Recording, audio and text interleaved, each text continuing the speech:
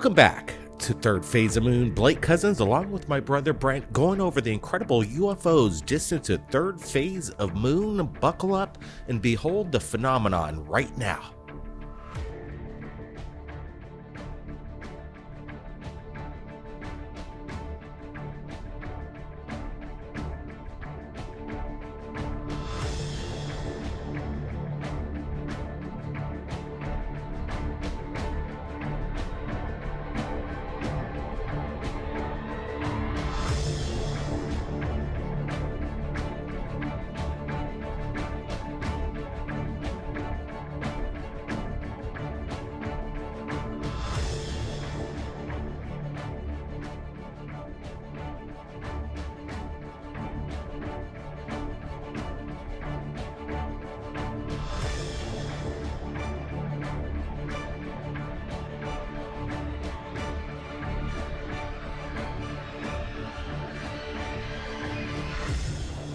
So here we go again. The UFO phenomenon's not slowing down, and neither is Third Phase of Moon bringing it to you. And we've got a lot of them for you tonight. But what are we looking at right now? A side-by-side comparison. The original to the left, and I blew up the video to the right about 300%. I'm locking in on it, adding some brightness contrast, trying to figure out what the heck are we looking at. Guys, look at the speed of this as it takes off. This is phenomenon in your face footage that the government isn't sharing with you. The public has got it, and we're sharing it with you right now. Brett, what's your thoughts? Yeah, it's pretty wild. Great video right here, especially the lumens off that orb that just lit up. It was so bright, it almost looked like there was a sun planted. And look at the speed as it takes off into the clouds right there.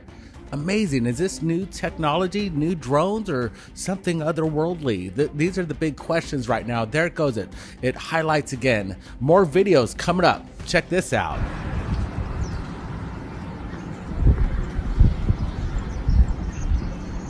Okay. I told you buckle up, guys. We've got a lot of videos and we're sharing them with you. What the heck are we looking at? This one lasts very quickly.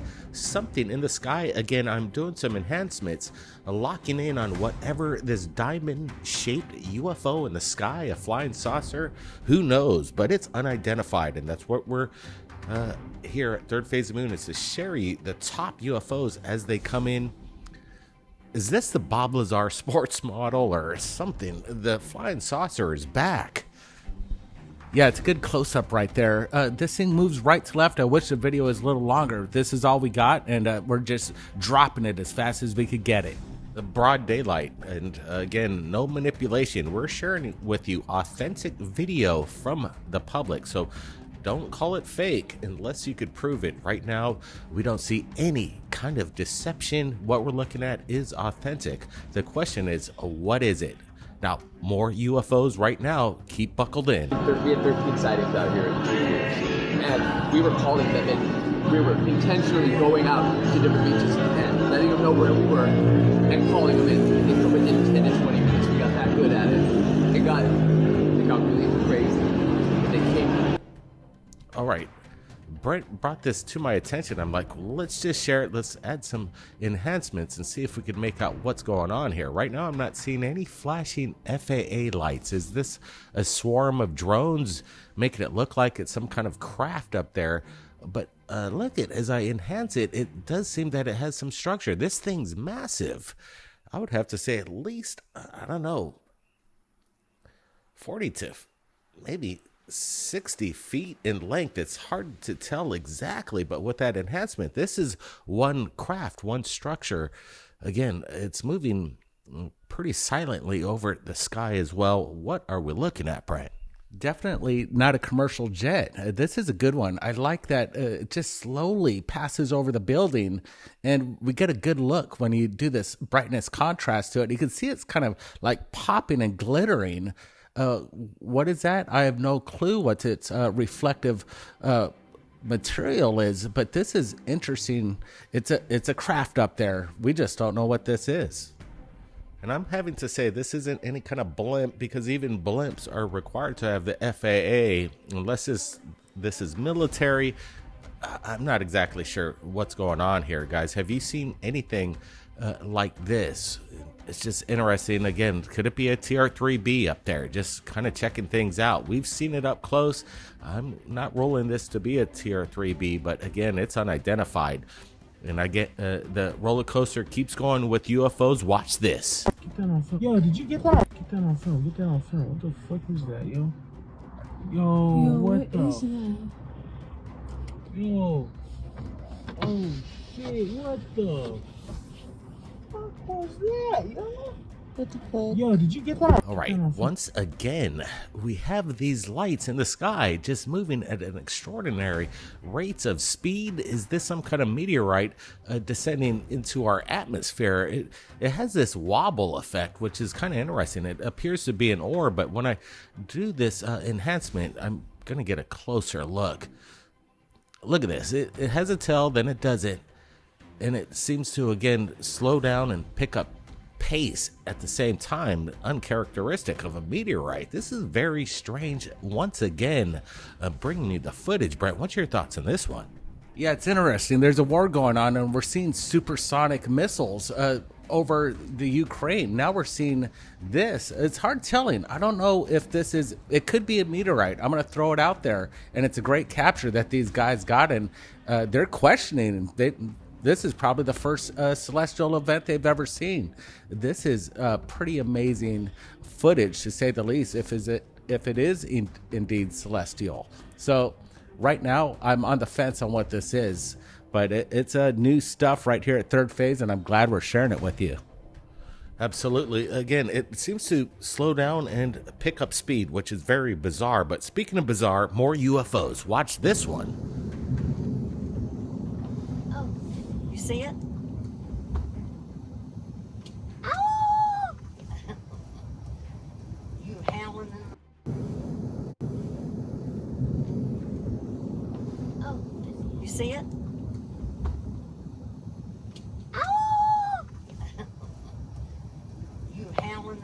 There we go. Once again, you could hear it in the people's testimony. The last two, this one and the one prior, these people get super excited. They're yelling. They're actually doing a little bit of cussing, but I don't blame them. When you see the phenomenon, you're kind of strapped in, and I'm hoping you guys are enjoying this episode. If you are, give us a big thumbs up. It really helps the algorithm, that's for sure. And all the super chats really goes a long way to bring you the episodes.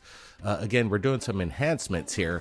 I spent some time trying to enhance these videos as best as I can to keep it in frame, and we're not seeing, again, any deception or anything that resembles anything that's conventional except these lights. But I'm trying to make out what kind of craft this is in the air. No FAA lights whatsoever required by the FAA to be this kind of craft, this size of craft in the sky. Obviously, this could be a hazard if you don't have the FAA lights, the warning for anti-collision on your airplane lit up. Something's going on, and this isn't proper. This is actually something that's incredible. In my opinion, this is, again, once another genuine UFO right here at Third Phase of Moon. Brent? Yeah, fantastic footage. We're looking at it right now in real time with y'all. Look at the lights. They're all flipping left to right. They're dancing up there in the sky. Again, I'm going to say 100% that this isn't CGI. What we're looking at is a real deal right here. This is pretty phenomenal footage, Blake. I like that we get to hold on to this object as you see it just rotating unconventionally in the sky. This isn't a blimp, an airplane. We just don't know what it is. It's unidentified, and these are the videos we're looking for. Absolutely good stuff here. And again, the excitement when you witness the phenomenon, it's something to experience. If you haven't seen a UFO, just keep looking up. You'll get your chance. It's quite often that it's happening. And even in space, aboard the ISS, International Space Station, NASA says they're getting in the UFO hunt. I haven't seen any footage that they're bringing forth, and you know they got a plethora of it. But right now, this photograph has just come in, and we wanted to share it with you. We're going to do a little bit of zoom in, and this is a high-res photograph, so we're able to get some good clarity. That's one thing that we appreciate from NASA is some of their high-res, but they like to smudge things out at the same time if something peculiar comes up on frame or on their camera feeds. But right now, this is available. It's not scrubbed yet, but we're looking at something that resembles some kind of like cigar-shaped craft. Look at, as we zoom in a little closer, something's there. And this isn't no speck on the lens or some kind of scratch on the lens. Brent, what's your thoughts here? Yeah, I was going to say, could it be a scratch on the glass itself? But it looks like it's there really off in the distance, and it's and it has that focus quality where these NASA photos are so sharp that we're able to zoom up on it, and we're even going to pull in closer, which is really cool.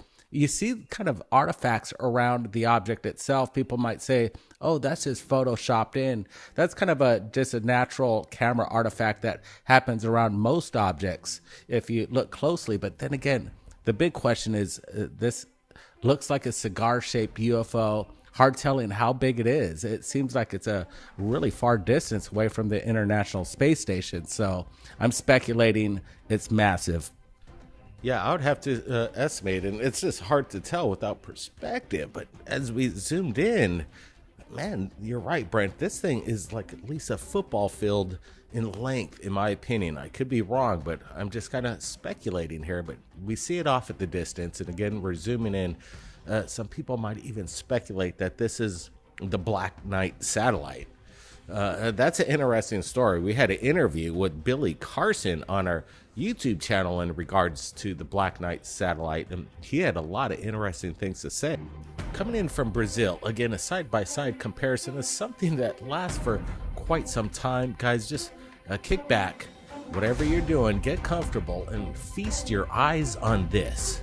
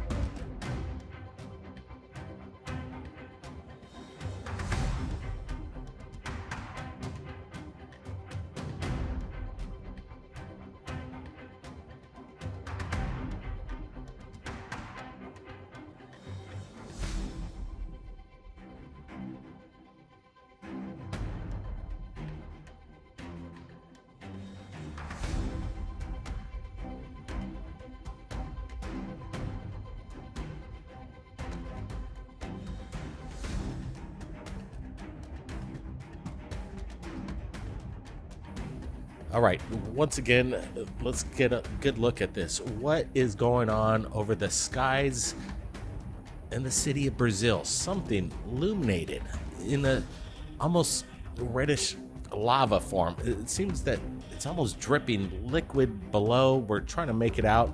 Is this some kind of massive Chinese lantern out of control? I don't think so. What it is, I can't tell you. That's why we're sharing it with you right here at Third Phase of Moon. Again, side-by-side comparison. We're trying to look for any kind of pyrotechs, flame. Again, quite stationary, moving just ever so slightly from left to right across the horizon there. Again, no CGI, no manipulation, whatever it is, it's up there. Brent, what's your thoughts? Yeah, Blake, this is the real deal. And what I like about it, he really gets a good close-up right there, right between the fence line. And you can see there's kind of appendages on the top and right at the bottom, too. Two appendages. What's connecting this and what's keeping it up in the sky here? Take a close look. I think I was looking at this earlier today, and we saw something just drop out of the bottom there. There it goes. Look at that. Interesting stuff. Could this just be a big display of pyrotechnics that, again, new ways of creating illusions in the sky? It's hard telling, but this one's a good one. Absolutely. Something otherworldly. It's hard to tell. We want the answers. Brazil, let us know if you've got more videos of this event. We've got more in from Japan. Listen to this, guys.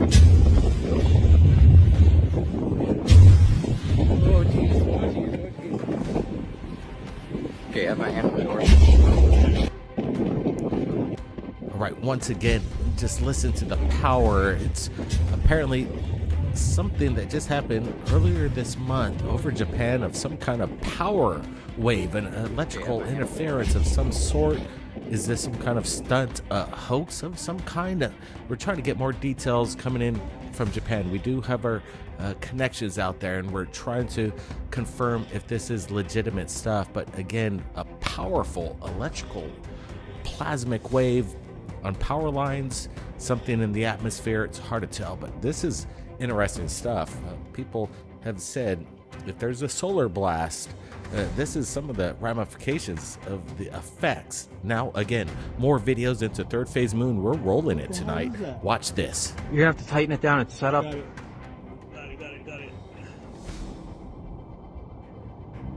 That isn't. That's the same thing. What the?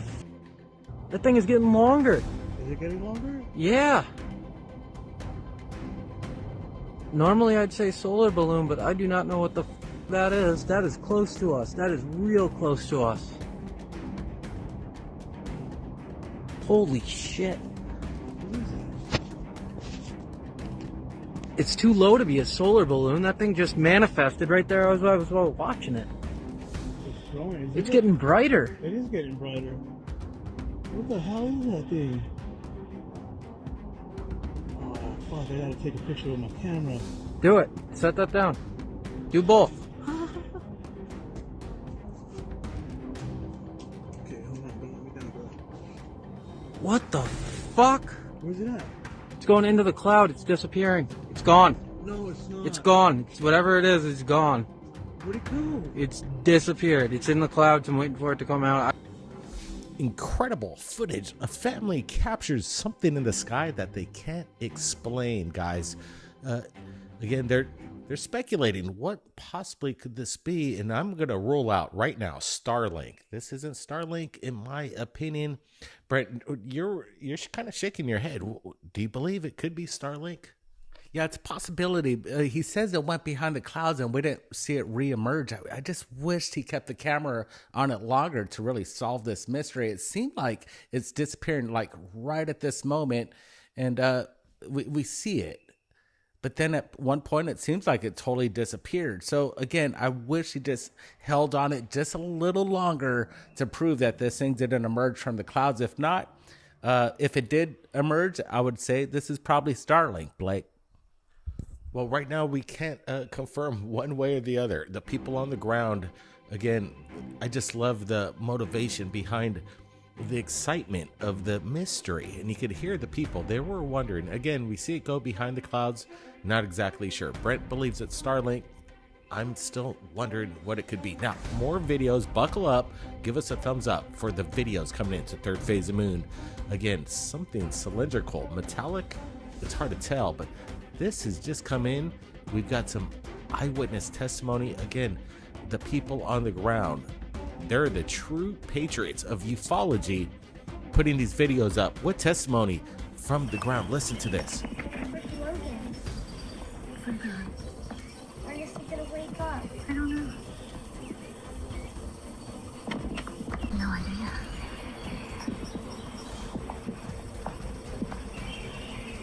Look, bud. Look at the sky. What's that? What's that? Where's Logan? I guess he's gonna wake up. I don't know. They don't know what the heck is going on. If I saw this in my neighborhood, if anybody sees this kind of action, especially in broad daylight, it's going to get people's attention, no doubt about it. And I urge anybody, pull out your phone and film the phenomenon. Right now, we can't confirm one way or the other if this is some kind of balloon or a drone up there. But again, this seems pretty stable in its trajectory as it moves across ever so slightly, again, from right to left. I've seen balloons like this, but this seems pretty stable, and I'm just trying to make out exactly if I see any kind of gondola. This isn't a blimp. Brett, what's your thoughts? We've got so much videos, it's crazy, but quickly. Yeah, very interesting. It seems like there's a little dip in there. It's not perfectly just a straight edge. We're seeing maybe a little dip. It's not exactly symmetric. But right now we got more UFOs coming up soon. But this one, again, when we're talking about cylindrical craft flying through the sky, this is a great capture. You got to say, could it be a balloon? Absolutely, but I don't see it oscillating in the wind. This seems like it has purpose. Definitely, it does seem to have intention in its path, but now we've got something for you that's been breaking the internet, something in close proximity to a prop propeller airplane. Watch this.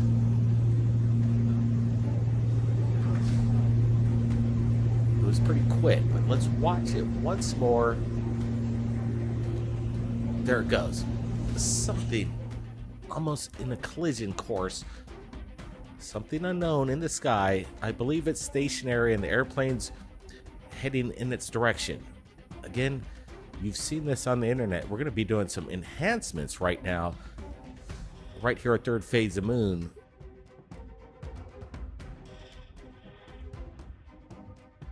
Here's a pause still of it. It almost looks like a manta ray that you'd see something biological, something in the ocean. Again, could it be a balloon? We're not exactly sure what the heck is it up at that altitude. It's hard to tell, but it really got the pilot's attention, and he pulled out his cell phone camera and captured it. Brent, what's your thoughts? Yeah, I'm thinking the pilot seemed to maybe observe this earlier. Before him to see this off in the distance and pull out his camera to capture this, I would think that they had to do some sort of surveillance and then pull the camera out to capture this angle right here. This is great. Now, take a look at this. This just came in today from a amateur astronomer, and he's capturing great images of the moon on video, and then he captures a really strange anomaly that really captured our attention. Blake, check this out.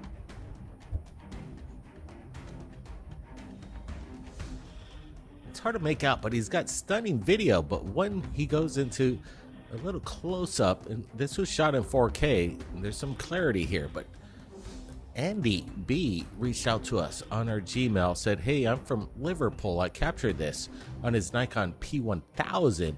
And here we go. Well, look at this. It's a pretty interesting V-shaped craft, or is this an edge of a crater? It definitely has a really solid geometric design to it, if that's what it is. Could it be an anomaly via pixels and the perfect sun hitting it? It does seem to stand out in its own way, for sure. And that's what Andy B's reaching out to us for, to get the answers he's looking for. He's not claiming this is an alien ship, but he's just wondering, guys, what's your thoughts? Yeah, Blake, this one's pretty interesting. People will say that this is a craft. Some people might even say this is a structure on the moon. I like that it has this chevron shape, and it's really highlighted by the sun glinting off the moon's surface. It captured this astronomer's eye. It's curious. I wish we could get a better look. Maybe all you astronomers out there, go ahead and pierce your telescopes on the moon and see if we could replicate this discovery we found on Third Phase of Moon today, Blake. Absolutely. I appreciate Andy B submitting the high-res 4K imagery along with these enhanced stills. Again, is this pareidolia, or is there something there, some kind of geometric shape, either structure or a craft? It's hard to tell, but again, people are keeping their eyes peeled on the moon and the skies. I've counted 119 crash retrieval cases within the Leonard Stringfield collection. That's the 65 3-ring binders and also the 7 status reports that he wrote over about a 15 to 20 year time period. And 119 total. So if you took those odds to Vegas and you had a roulette wheel and it had 120 spaces on it and you put a chip on 119, you're gonna win every time, because all you need is one to be correct. So are there some hoaxes? Are there some liars within the collection? Sure, there's gotta be. There's gotta be, because no one's perfect, but all we need is one of these crash retrieval cases to be real. Then the concept of non-existence for crash retrievals completely falls apart at that point. So we'll go ahead and review some of the latest work. Now this is by Rudy Gardea. He's the gentleman that I'm working with to actually get these illustrated, because within this Leonard Stringfield collection, there's two problems. Number one, The names were protected. They were kept under wraps. That's per agreement with Leonard Stringfield and his firsthand military witnesses. So there's really not too much we can do about that. However, number two is within this status report briefings, there's really no pictures or drawings or diagrams. So it's so vital to get these illustrated. It's summer 1971. This is California City, California, not too far from Edwards Air Force Base. So I think that could mean something. This was a 10-foot diameter dish-shaped craft, 5 feet high, more acorn shaped. Now we're looking at it, viewing perspective is almost a 75-degree, 80-degree down-looking angle. So you really can't see what's going on underneath, but the top of this thing has more of a mushroom type configuration. This came down in a residential area. There were at least 4 eyewitnesses that saw it, and one of the eyewitnesses was actually taking photographs. Within 10 minutes, the military arrives. They had a 6x6 troop transport. They had kind of an 18-wheeler tractor trailer with a crane on top, and they watched the entire operation where they connected up a lanyard and then picked up the craft, put it on the trailer, and then we believe went back to Edwards Air Force Base. So is this another example of a test flight gone wrong? It's possible, but again, this is 1971 summer, California City. So how did they get there so fast? What, did they have a heads up? They're always tracking these things. You've got the Blue Berets who are in charge of the concealing operation when you have a UFO crash retrieval. And then you have something called the Blue Birds, which are the pilots that fly the CH-47s that shepherd these craft during test flights. Now, this is summer 1953, Camp Polk, Louisiana. Primary eyewitness came upon about a 25-foot wide or long egg-shaped craft that had a rim or flange going around sort of the mid part of the craft itself. Now, we have to count very carefully the bodies that were involved. There was one body that was pulled off on a stretcher, so there's one. And then there were 3 that walked out, and they were helped by the military personnel. And what's very interesting is that they had kind of a one-piece tight-fitting flight suit on. They were about 4 feet tall, and they had oversized head, oversized eyes, but then the primary eyewitness said that they had mittens on, which I thought was very interesting. They had mittens on. We've got the troop transport, we've got the ambulance here. So this is 1953, Camp Polk, Louisiana, another good example of a crash retrieval. All right, this is the next case that we'll look at, and the time frame here is 1954. This is Walker Air Force Base, which used to be Roswell Army Airfield, but then renamed. Here we have the primary eyewitness was in a H-19 helicopter. He was called onto the base. He was playing ping pong at the time, and he was loaded onto this helicopter. They went north of Roswell, and then they made a left-hand turn, went another 10 minutes, and that's when they came across this craft, about 30 feet in diameter, augured in at about a 40-degree angle. Now they're still hovering over the craft. It's nighttime, so there was a beaming spotlight coming from the helicopter. And what they saw were 4 bodies that were eventually recovered from the retrieval scene. There was a box here, which I don't know what this box did, but there was a box associated with the retrieval. The hatch door was open. That was later confirmed by the personnel, but he was there. He was up inside the helicopter taking photographs of this entire scene. So when we hear about congressional members saying that we don't have any physical evidence, we don't have any photographic evidence, it can't be true, because we've got witness after witness telling us that they're retrieving these craft and they're shipping them to Wright-Patterson Air Force Base, at least. These bodies that are outside of the craft itself, were they ejected out of the craft, or they crawl out? They were already out there when the helicopter got there. So it seems like there's always these bodies lying around the That's craft right. in itself. The craft That's right. basically looks undamaged in any way. Yep. So do you think they get out of the craft and the atmosphere is messing with them? That could be the case. That could be the case. Because it doesn't look like they're ejected out. No. They might have walked out and then the atmosphere was not compatible to their breathing and they passed out. Who knows? Could be any number of situations, but the bottom line is We've got so many of these cases. These military witnesses, they can't all be lying. They just can't. When the photographer who was in the helicopter landed and he got to the localized vicinity of where this crash retrieval was taking place, he said that the whole area smelled like ammonia or battery acid. So I think that's a very interesting point to highlight. Man-made materials? Difficult to say, but definitely ammonia or battery acid.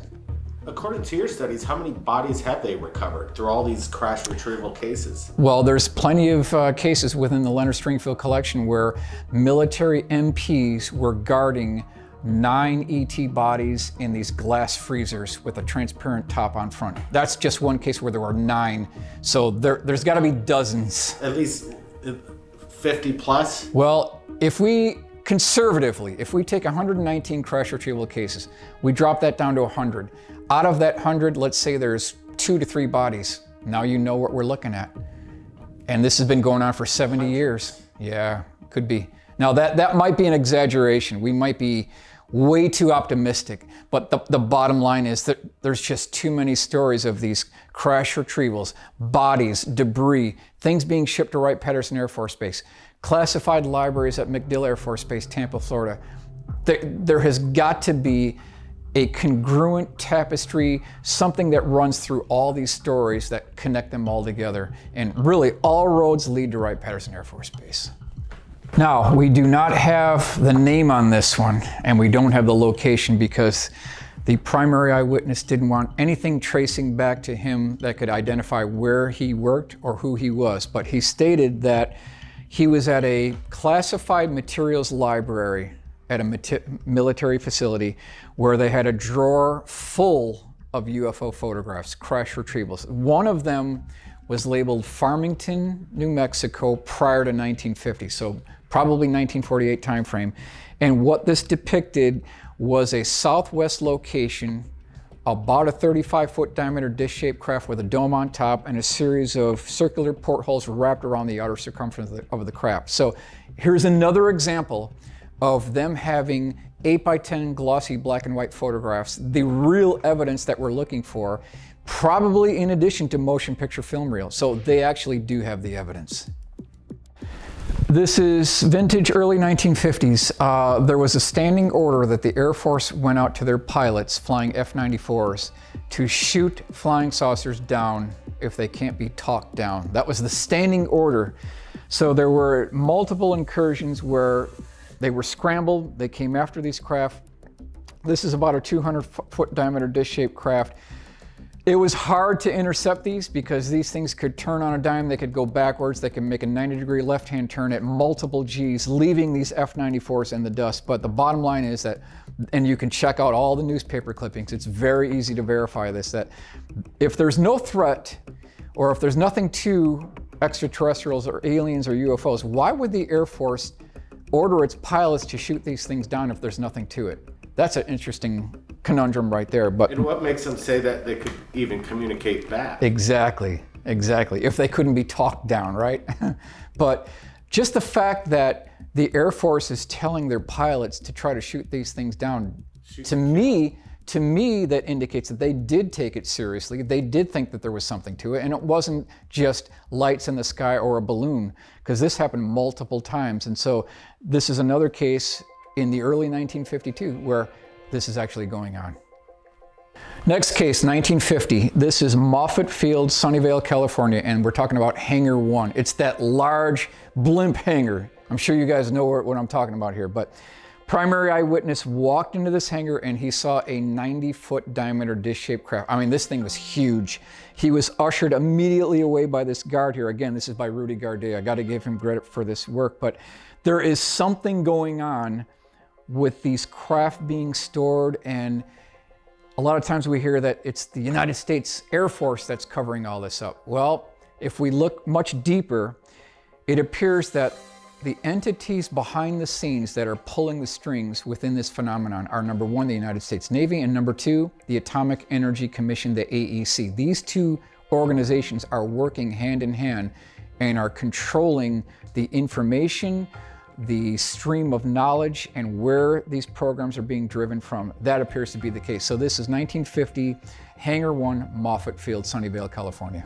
Do you think Hangar 1 was built specifically for, ET craft being shot down? No, I think it's strictly a blimp hangar. And it was used for other purposes long after that. And it's still there today. Do you think maybe after the fact they've been building warehouses to possibly contain some of these craft? Absolutely, absolutely. They're going to use what they already have first. And then if something's really large, then they just bury it at the site.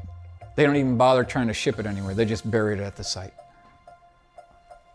So you could say that there's like these craft the size of football fields that are just like they'll bury it on site. That's exactly correct. I mean, what's the point of moving that? The logistics behind something like that will be much too big for them to keep that under wraps. I mean, you have to rip out all these telephone poles and move something that's 300 feet in diameter. And they can't cut it with even diamond tipped. That keeps on coming up again, where we have multiple cases of these different craft coming down, and then retrieval teams trying to breach the hull of the craft with diamond tip drill bits, lasers, and acetylene torches, and they can't do it. So if the craft is too big logistically to transport, just bury it there where it lay. Correct. Crazy. Correct. That's right. That's right. Next case, time frame is 1953, and this is Dutton, Montana. Primary eyewitness was driving his pickup truck down the road. The other traffic was about 1/8 of a mile away, and what he saw when he looked up was a 250-foot long, tapered cigar-shaped craft that was at about an 80-degree angle, pitched up, nose up, and it was trying to pull itself up off the ground, but was having trouble. And he said that it was belching out smoke and flames on the bottom of it. He saw all this at close range. But what's interesting, if you look closely here, and Rudy's done a very good job, there's multiple elements in this case, so we had to composite this out. He said that the oncoming traffic had their exhaust on fire. So there was flames coming out the tailpipe of these oncoming traffic vehicles. That was one thing. Now, when he got to the local restaurant, he filed a report. Coincidentally, there was a police officer that saw this. He filed a report. And when he got home that evening, he got a call from an Air Force personnel at the Air Force Base. And he said, "I want to see you." Great Falls Air Force Base. The next morning he went there. Now that was later renamed Malmstrom Air Force Base, which has a big thing about UFO history as well. So he goes into the base the next morning, and he is basically interrogated by this Air Force general. He's forced to sign non-disclosure agreements. So that's what you see here. He's signing these agreements, papers on the table here. As he's walking away, he runs into these Air Force personnel that have these large sacks over their shoulder and what look like human body parts inside these sacks. Now, I don't know if they were human body parts. I don't know if they were alien. I don't know if they were directly associated with this case, but the timing is suspect because this is literally within 12 hours of him actually seeing this. So these could have been the occupants, perhaps, but bottom line is there's 3 elements to this. There's another case in Argentina in 1954 where almost the identical situation took place, where there was a cigar-shaped craft up at an 85-degree angle with smoke and flames coming out of that one as well. So there's a historical precedence for more than one of these cases. So with all this evidence you've been presenting over the years, thousands of reports, what do people, the general public, what should they take away from this? I think they should take away the fact that these things are going on. They are taken seriously by the United States government. They do have the craft, the bodies, the debris. They've got the physical evidence. They've got the 8x10 glossy black and white photographs, and they've got the motion picture film reels that are peppered around the country at these different repositories. Langley Air Force Base, MacDill Air Force Base, Homestead Air Force Base, Wright-Patterson Air Force Base. They operate on a policy of no single point failure. There is no way in the world that they're going to put all their eggs in one basket. And let's just say that a Russian ICBM comes over and knocks out that facility. Now all of their crown jewels are gone. They have to spread these assets to multiple locations. And I think the bottom line is that they've got the evidence. They've got the evidence, but people that don't have a need to know aren't going to get clued into it. So we as the public, we're left out on the outside. And the only way to make these cases come alive from our eyewitnesses is to get these illustrated to preserve an important part of our national history. If you had one place as a fly on the wall, Yeah. unprecedented access, what would be the first on your list to visit? You could do it unaccosted. No problem. The Blue Room at Wright-Patterson Air Force Base. Absolutely number one. Because this has always been alleged, and Curtis LeMay had talked about it. He basically confirmed that it did exist, where they kept all this material there. And that's got to be number one priority to go to. If we can get access to that facility, who knows what we'll find. And thus the channel Blue Room Media. That's correct. It's an homage to the Blue Room. Mm-hmm.